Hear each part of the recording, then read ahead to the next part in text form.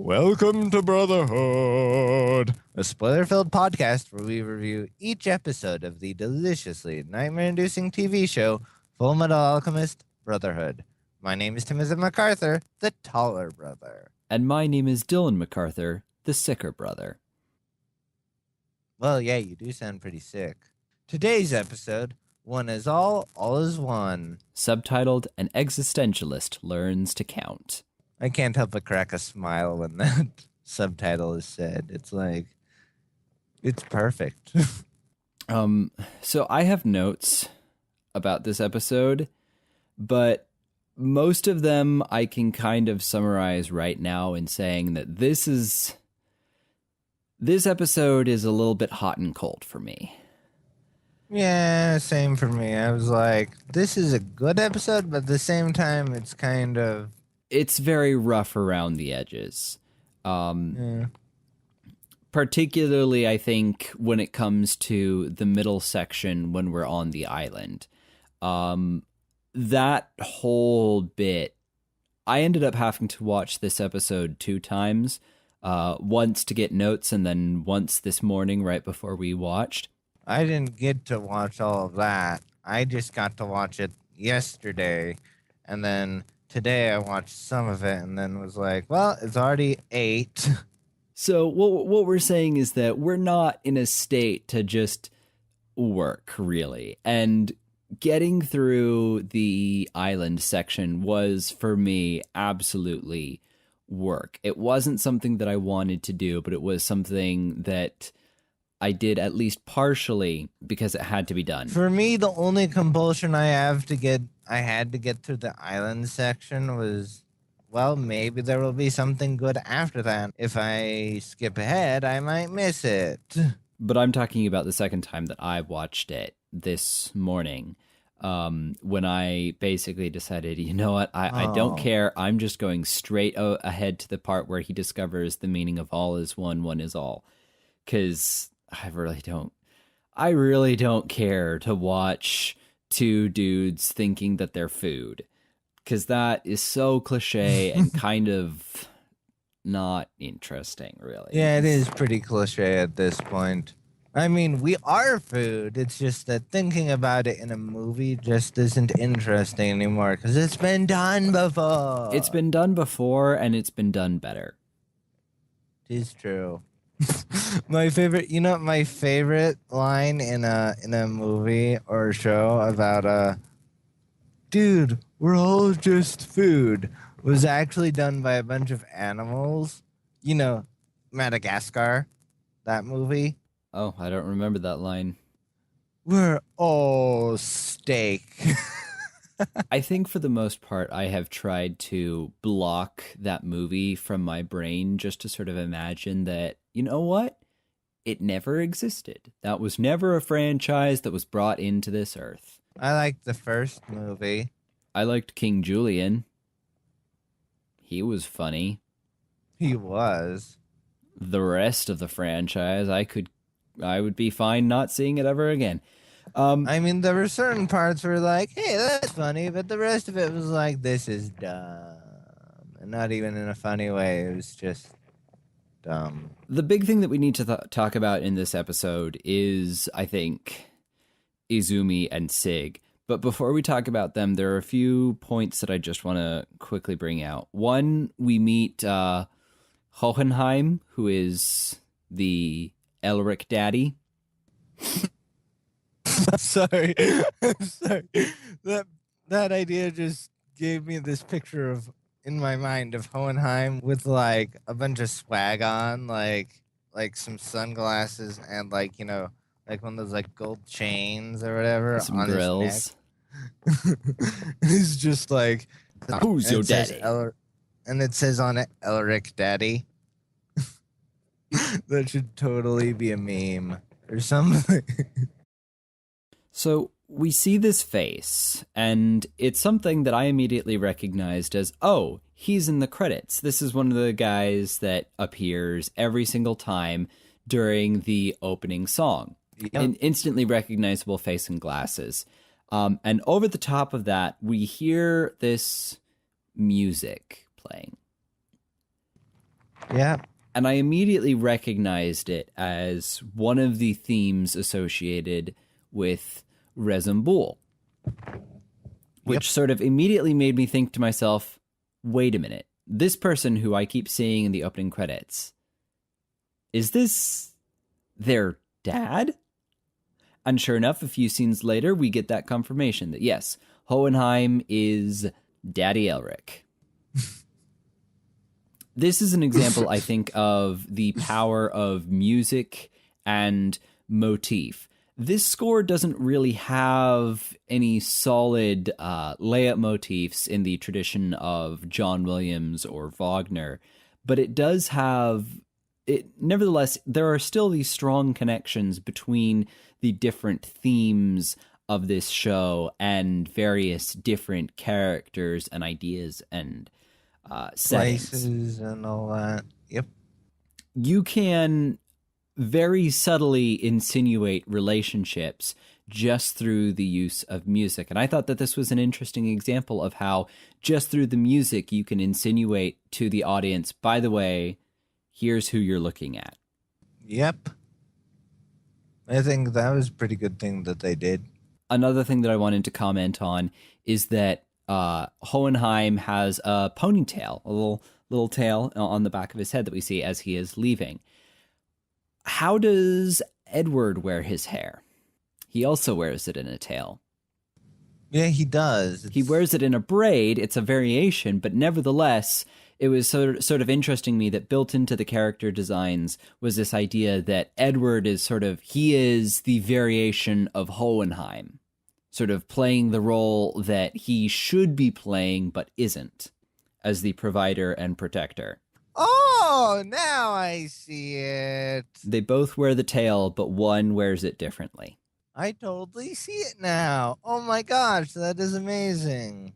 And those are pretty much all of my stray notes. There may be more that come up along the way, but really, I just kind of sort of want to talk about Izumi. Yeah, Izumi is freaking kick butt and insane to a certain degree. I'll be honest, I'm a little tired of this. Having characters that are kick butt? No, not of having characters that are kick butt, but of this trope of... Oh, the characters are insane? That too. Yeah, this may just be a common feature that I just sort of have to accept of anime that is targeted at teenage boys, but I really do not care about these weird introductions where the character just comes out and the way that we get to know them is them punching other characters in the face and being like, look at me being weird as I kick people and then mislead them by saying hi and then body slamming them into the ground. It's like, this doesn't actually tell us anything about Izumi other than the fact that she knows how to fight. And pretty much everyone in this show knows how to fight. You can almost make a blanket statement and say that everyone in this show is capable of fighting. We don't have to see that, especially not in their very first introduction. I mean, some of them know how to fight more than others, but most of them do know how to fight to a degree. It's kind of... I mean, this is just sort of the genre of the story that we're dealing with, that all of the main characters, unless otherwise stated, you can pretty much assume they can do stuff with their hands. Whether it be fighting through alchemy, because, this is that kind of show, or fighting through punching stuff, or both. Most of them can do that kind of stuff. This wouldn't be a problem if it weren't for the fact that as a consequence of her introduction being entirely devoted to seeing that we have yet another character who knows how to punch things, her character is incredibly ill-defined by the end of this episode. It isn't until the very end that we get even some sort of semblance of what her personality is. But during the entire first and second act of this episode, most of my mental energy was spent in trying to figure out, okay, who is she? The ending was still pretty good. I think it made up for quite a bit of the episode. Oh, the third act was solid, but getting to that point was not.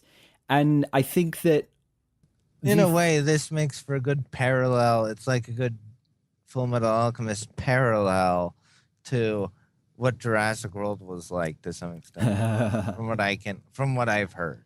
I do want to talk about the third act, but before we can really talk about that, we have to talk about the relationship that Sig and Izumi have to parenthood and children. Because there's this question that hovers over the two of them pretty much from the moment that Sig comes on screen and he starts head patting both Edward and Alphonse. Okay. Because clearly these are two characters that aren't getting any younger.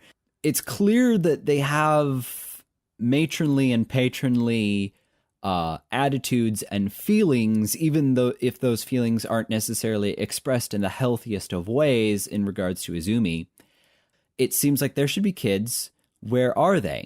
And so when that revelation finally does come, when that revelation does finally come in the third act, that Izumi actually miscarried fairly early in their marriage, and she attempted the taboo in order to bring her stone-dead child back to life. It says a lot. It does say a lot. And in that moment, suddenly we can see them as people who have actual character. But getting up to that point was very difficult. I know that this is very pompous of me to say, and I'm only doing this as an intellectual exercise. But if I were to redo this episode, I think that I would have it so that in the first and second act, all of Izumi's character on screen would be focused on this relationship to motherhood and children, really emphasizing the fact that she has a complicated and kind of contradictory relationship to these two things. And instead of the mystery of the show being, who is she, rather the mystery of the show being, how did she get to be this broken? So that when the revelation finally does come that she committed the taboo, it's all the more powerful and all the more earned. Yeah, I think that it would be better if she treated the Elric brothers more like she would treat, children that she actually had. And if that is... I totally 100% agree. But if the way she treated the Elric brothers is how she would have treated children she would have actually had, I don't think she should be a mom. She does definitely take a tough love approach. Which is not good for everyone. Definitely not. Very few people are good with a tough love approach. One does get the sense that she was raised in an environment where you fought to survive. That throwaway gag in which she says that in order to learn alchemy, she was thrown onto the Briggs Mountain, and you see her fighting a bear with just this little stick. Yeah. You do get a sense that this was how she was raised, and she's just doing what she was taught. That's how you raise tough people. But there is a line in the third act. I want to talk about the third act specifically now, because it's probably the best part of the entire episode. Edward realizes, looking back on that experience, that in order to learn this herself, she probably saw truth. And in order to see the truth, she had to commit the taboo. There's this other question that has been hovering over the entire episode, which is what made her sick? Because we see that she was sick even before she met the Elric brothers, who are a cross between adorable and annoying in this episode in the best possible way. Yeah. Because they're little kids. When we see her committing the taboo in flashback, and she says that as a consequence of that, different parts were taken away from her insides. The implication of that line is that one of the things that she lost, because she didn't lose any limbs in order to commit the taboo, but she had to give up something. The implication is that what she lost in that process was her uterus, and that she is now, as a consequence of committing this taboo, sterile. Which is really sad. Oh, it's heartbreaking. Especially for someone like her who really wanted a child and never got one. I mean, it's like she really wanted a child and now she can't have one. And so it's like, really, the way I understand it, for anyone who's tried to have a child and had a miscarriage or whatever, it's like being promised something that might be very hard to go through with, but is super rewarding in the long run. And then instead of getting that, you lose a piece of your soul. I mean, this is the kind of stuff that destroys marriages, Timothy. Miscarriages, infertility, and also, you know, I wish it didn't. I'm not quite sure that there is any real life equivalent of the taboo, but I imagine that in this universe, it would be one of those things that put a strain on relationships. Because it's clear that, and props to Sig, who is a completely fictional character and has nothing to do with props, but I'm going to give him to him anyway. It's clear that this guy also wants to be a father as well. He has patronly attitudes. Losing a child is hard. And not being able to be a parent when you really want to is also hard. And you really do feel for these characters, and you appreciate that even despite those hardships, Sig and Izumi have managed to maintain a strong relationship together. I don't think they ever explicitly state it, but it's also implied that they had been trying for years to have a child before this happened. Ouch. And so then to have it miscarry is even worse. Sig sounds like he'd be a really awesome person. There needs to be more husbands like Sig in this world. Oh, yeah, definitely.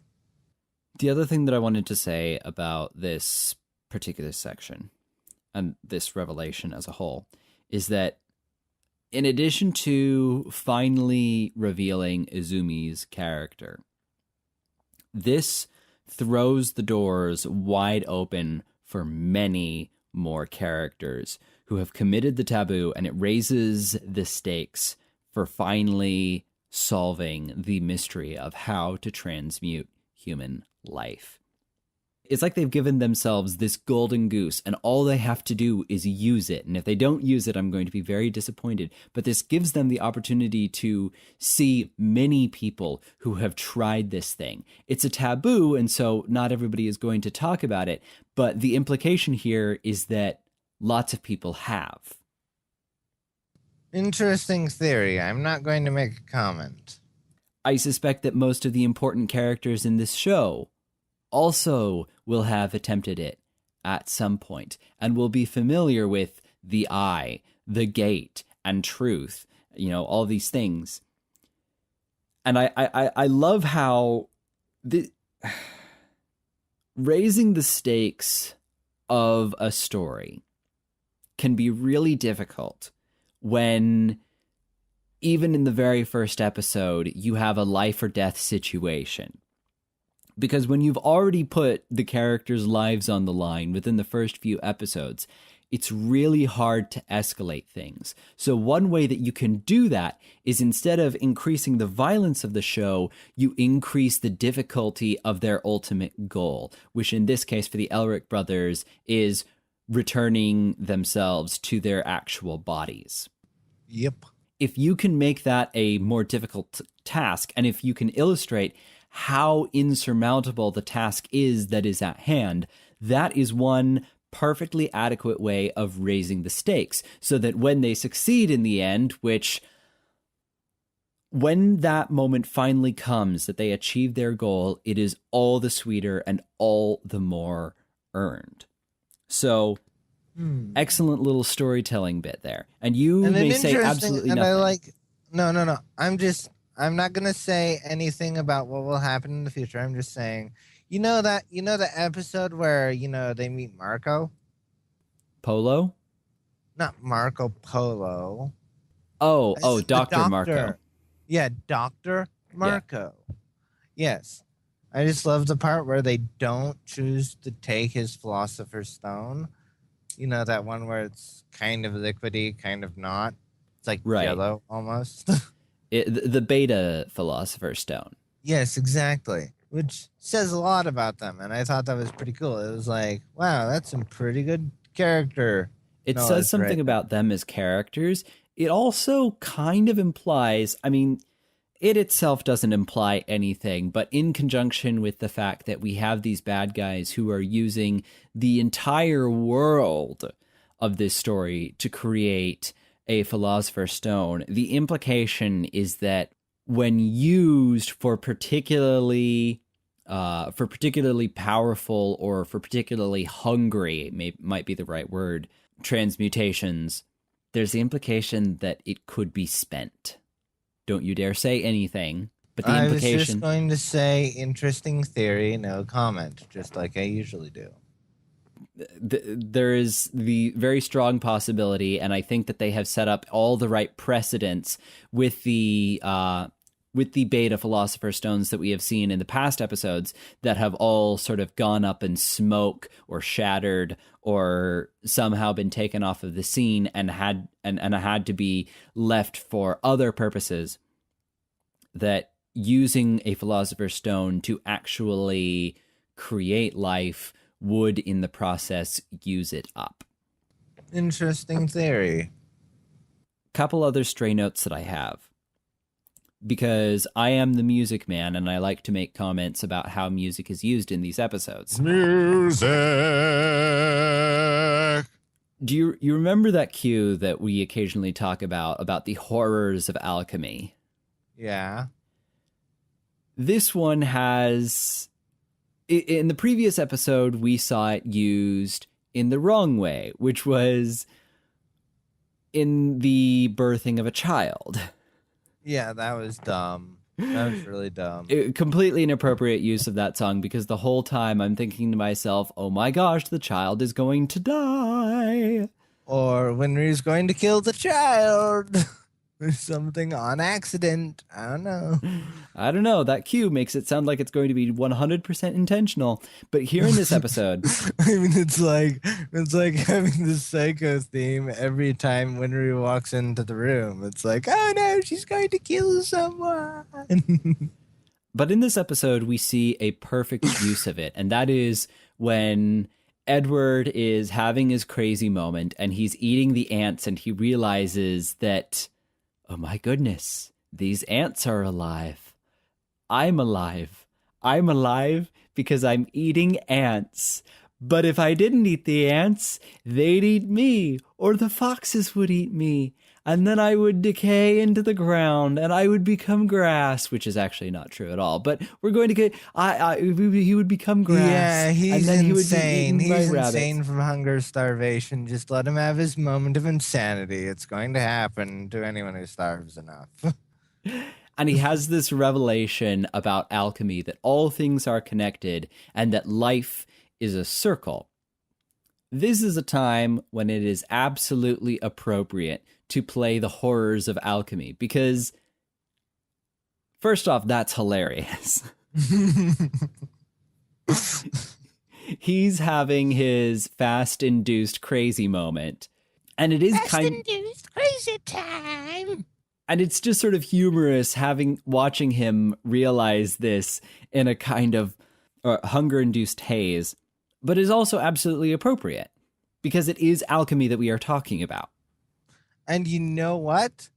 It kind of makes sense that Edward was the first one to go into a hunger-induced haze. He doesn't seem like the kind of person who would... I mean, Alphonse doesn't seem like the kind of person who would do that thing first. Just saying. This is a total direction change, but I just realized something. Ed isn't the only one who has a tail. Yeah? Alphonse also has a tail.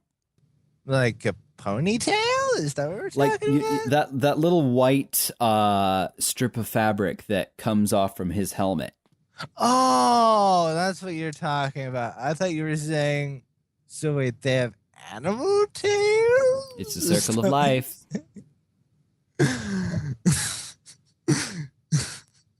Shao Tucker comes up and is like, "You didn't realize it, but while you were studying..." But Shao Tucker's dead. Shao Tucker invented Mario. How else does he enter raccoon mode? He got infinite one-ups. Yes, he got Shao infinite. Tucker, and through that discovery, Shao Tucker found the secret to infinite one-ups. And therefore is secretly still alive throughout the entire series. Aiding whenever we need to have human-animal hybrids. Or just animal-animal hybrids. Pokemon! Oh no. Gotta fuse them all.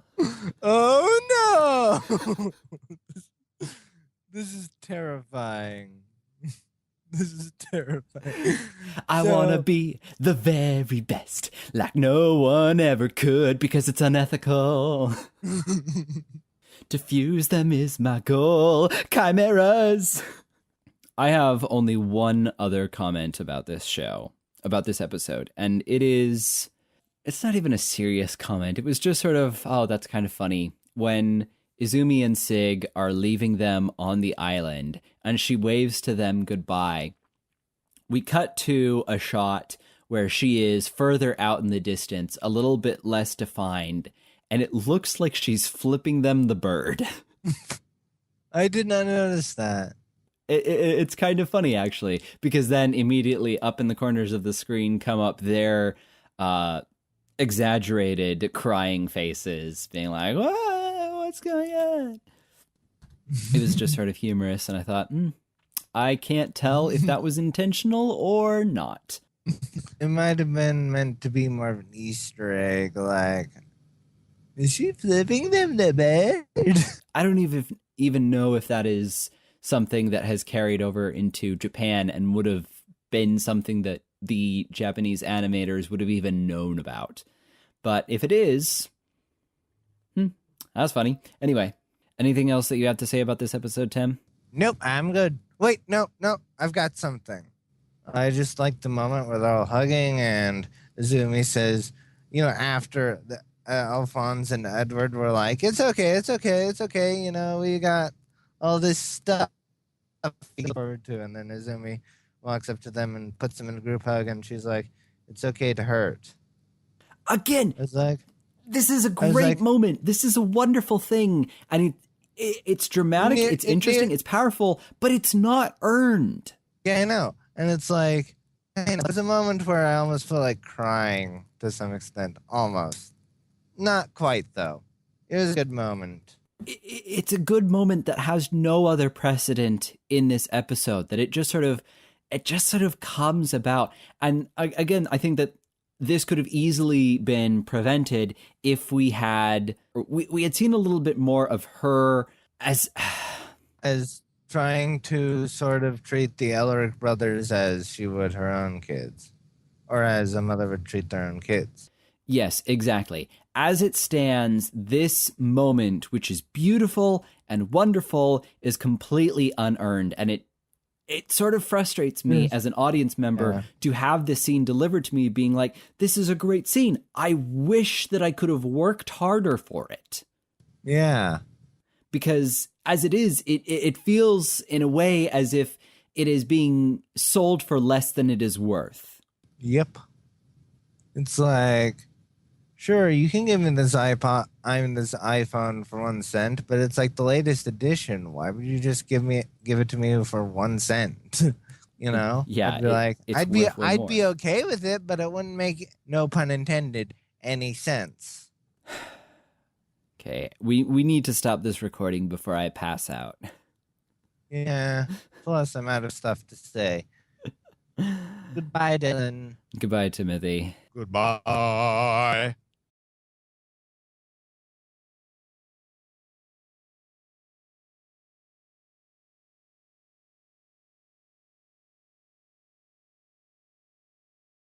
Come where those who wander through the darkness, there is a light for the lost and the meek.